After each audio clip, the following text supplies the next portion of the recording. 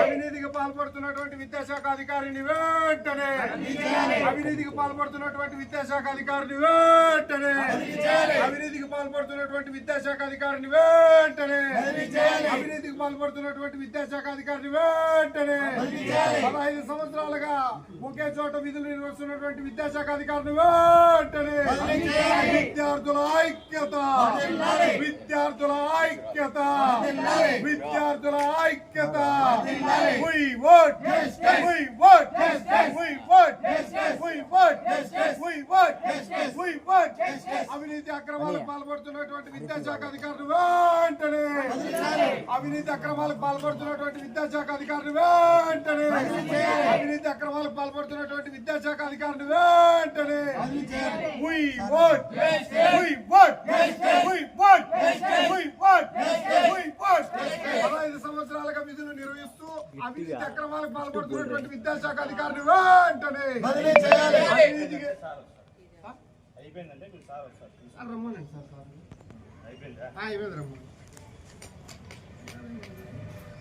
Sir ఏం చెప్తున్నారంటే DO గారు 15 సంవత్సరాల నుంచి ఉన్నారు కదా, మళ్ళీ ఎక్కడి నుంచి మీరు లోకల్లో ఒకరికన్నా ఇచ్చినారా? ఎంఆర్ఓ గారు కానీ ఆర్డీఓ గారు కానీ ఇచ్చినారా అని అడుగుతున్నారు.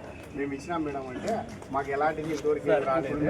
దీని మీద రాసిస్తాం తీసుకొని పోయి మేము వద్దు సార్, రైట్ రైల్ గా మీరే పంపించాలంట సార్. మీరు పంపిస్తే మేము యాక్షన్ మీకు ఇబ్బంది ఇస్తాం పోయి మీరు వద్దు సార్ మీరే రైట్ రైల్ కాదు మీ దగ్గర నుంచే పోవాలి సార్. ఈ పక్కన అంతే ఎన్నిక పంపిస్తాం. మొన్న కూడా అది కూడా మళ్ళీ మేడం కదిరి ప్రాంతంలో దాదాపుగా 15 సంవత్సరాల నుండి ఇదే మండలంలో విద్యాశాఖ అధికారిగా పనిచేస్తూ ప్రభుత్వ ప్రైవేట్ మరియు కార్పొరేట్ పాఠశాలలో అనేక అవకతవకలు జరుగుతున్నా కూడా ఈరోజు ఒక విద్యాశాఖ అధికారిని బదిలీ చేయకపోవడం చాలా ఆశ్చర్యంగా హాస్యాస్పదంగా ఉందని కూడా పిఎస్ఎఫ్ఐగా మేము ఈరోజు తెలియజేస్తున్నాం. కదిరి ప్రాంతంలో ఈ చరిత్రలో ఎన్నడూ లేని విధంగా ఒక అధికారి 15-17 సంవత్సరాలు పైమాటే ఇదే మండలంలో పనిచేస్తుంటే సంబంధించిన అధికారులందరూ కూడా ఈరోజు నిద్రపోతున్నటువంటి నటిస్తున్నారా, లేకుంటే తెలిసి తెలియనట్టు వ్యవహరిస్తున్నారా, లేకుంటే అందరికీ కూడా సంబంధించినట్టు ఏమైనా ముడుపులు ఏమన్నా అందుతున్నాయా, లేకుంటే ఈయనని ఎందుకు 15 సంవత్సరాల నుంచి ఇదే మండలంలో ఉన్నాడు అని చెప్పేసి మేము ఈ సందర్భంగా డిమాండ్ చేస్తున్నాం.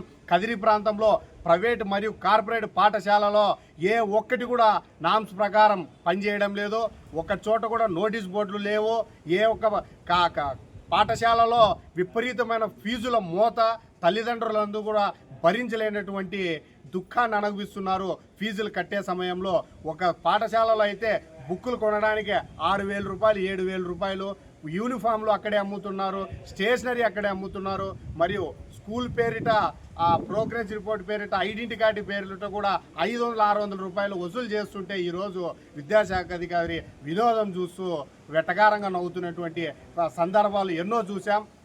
ఒక పాఠశాల మీద కంప్లైంట్ ఇచ్చిన పాఠశాలకు సంబంధించినటువంటి సక్రమంగా అక్కడ మౌలిక వసతులు కల్పించడంలో ప్రైవేట్ మరియు కార్పొరేట్ పాఠశాలలు విఫలమయ్యాయని చెప్తే కూడా పట్టించుకునేటువంటి వైనం ఈరోజు కదిరి ప్రాంతంలో చూస్తున్నాం.